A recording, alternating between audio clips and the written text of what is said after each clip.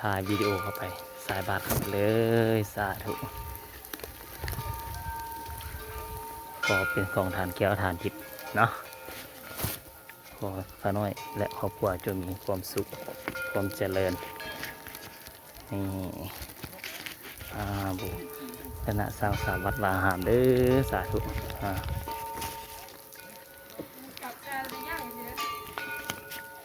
อนุโมทนา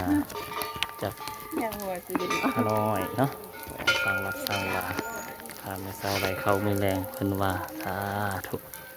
นี่นะพี่น้องใช่เอาบุญไปนำกันเอาบุญมาฝากเด้อพี่น้องเอาบุญน้ำกันทางย่างเข้าไปเนี่ยเอาใส่ไปตามศรัทธาที่มีสาธุโมทนาสร้างวัดสร้างวาขอเป็นส่วนบุญกุศลแก่ข้าน้อยแก่ทางครอบครัวอยู่เย็นเป็นสุขนะพี่น้องมาเอาบุญน้ำกัน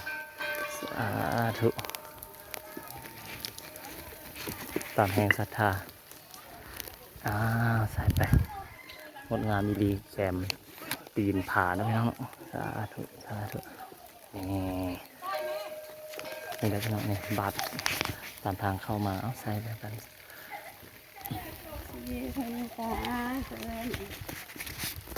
สาธุก็เป็นของฐานเกียร์ฐานจิตเนาะสื่อไรขายมามีกระโศกมีแต่ใส่บางมีสีสุกเด้อหายเคาะหายพยาธิโรคาสื่อไรขายมาทานมีสาวขวัญเข้ามือแรง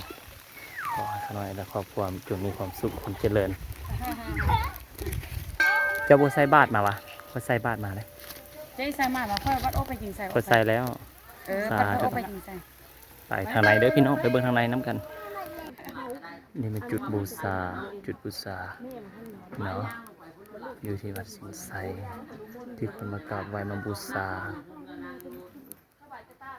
พี่น้องพญานาคราชอีกและที่นี่เบิ่ง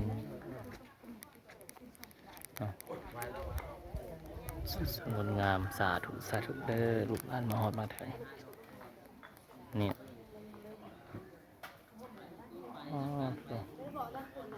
ตัวแล้วนำไปที่ตุ่นไปข้างใดเขาต้องห่อนั่นแหละ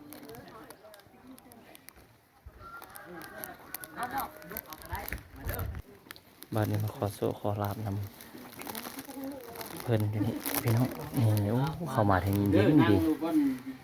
ย็นดีขนาดเย็นดีพี่น้องมาเบิ่งเพิ่นที่พาเฮ็ดกราบไหว้ขอพรสักการะบูชานะทีนี้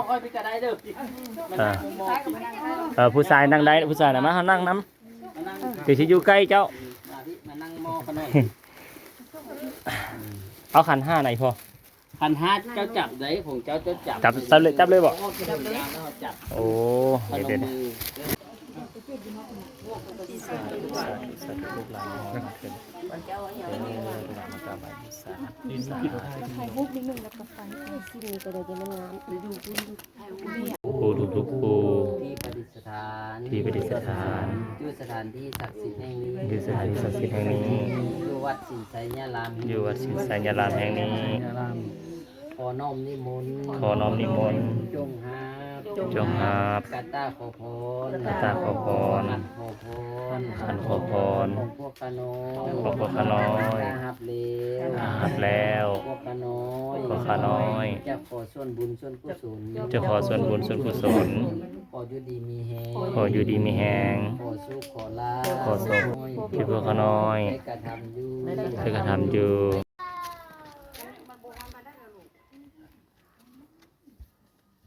เก็บภาพ